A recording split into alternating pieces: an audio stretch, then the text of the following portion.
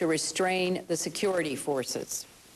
At the same time, protesters should also refrain from violence and express themselves peacefully.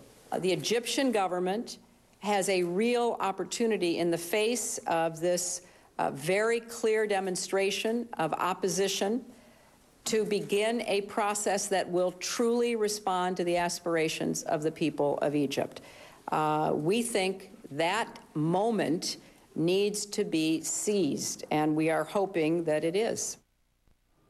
Are watching all of this unfold. Our national security analyst Peter Bergen, along with journalist and author Robin Wright. She's covered the Middle East for a long time. We're going to continue showing our viewers these dramatic live pictures, some taped pictures of what's been happening in Cairo, Alexandria, Suez, elsewhere in Egypt. But we just heard a little while ago from Hosni Mubarak defiantly saying, you know what, I'm in charge, I'll have a new government tomorrow, but there has to be law and order. What's that going to do on the street, Robin? Oh, I think we're going to continue to see protests. The fact is, President Mubarak did the same thing that President Ben Ali did in Tunisia. At the end of the day, he had to say, look, there have been problems, I'm going to fire the government, and we're going to start anew. And it's too late to do that. The status quo in Egypt is finished. From now on, you either have to see dramatic change, or this marks the beginning of the end of Mubarak. Even if the military stays loyal to Mubarak? The military is different from the security forces. The military has a long history of being of the people, and they are seen as heroes. The security forces are seen as the instrument of the regime in clamping down on opposition. And I think the military has deployed in the streets, but it has not yet fired at the people. And that will be what is the key in the days ahead, if they side with Mubarak and try to clamp down on the unrest, or if they refuse to fire. Is it only a matter of time, days maybe, that Mubarak is forced out? Yeah, I mean, revolutions are inherently revolutionary and very difficult to predict. And, you know, whether, you know, it would have been hard to predict, for instance, that Ceausescu would fall so quickly if you'd gone back a month before. In Romania. In Romania.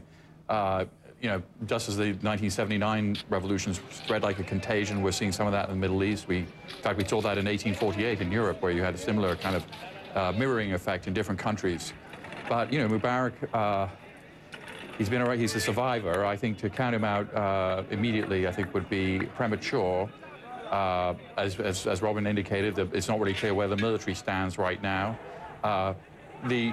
In Egypt, when you travel there, the people like the military. They don't criticize the military. So clearly, whatever the military decides is what's going to probably happen.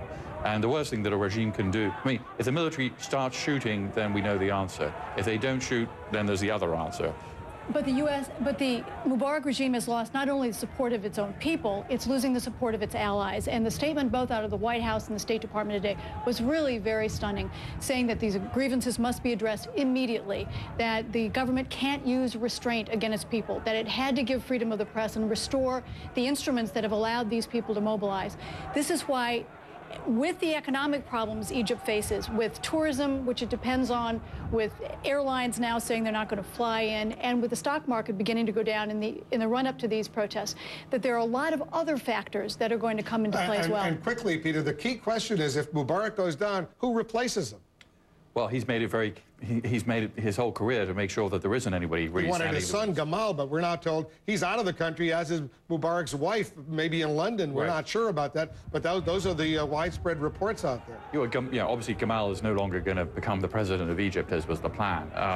The Muslim Brotherhood obviously has a role to play. If there were elections tomorrow, they would do pretty well, maybe get a third of the vote. They're the largest force politically organized. There are smaller liberal secular parties.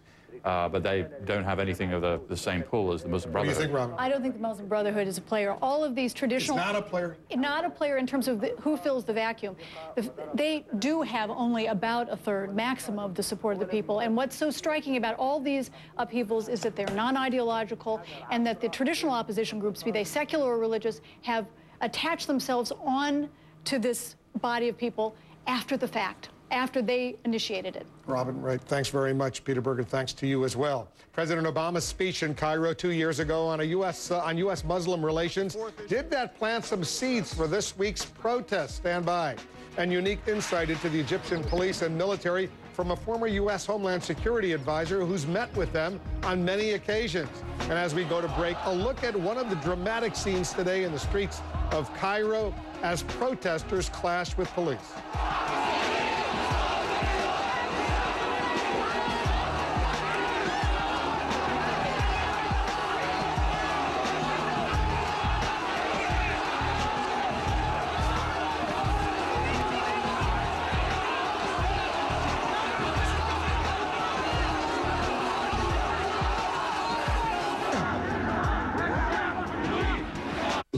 Congratulations. Thank you.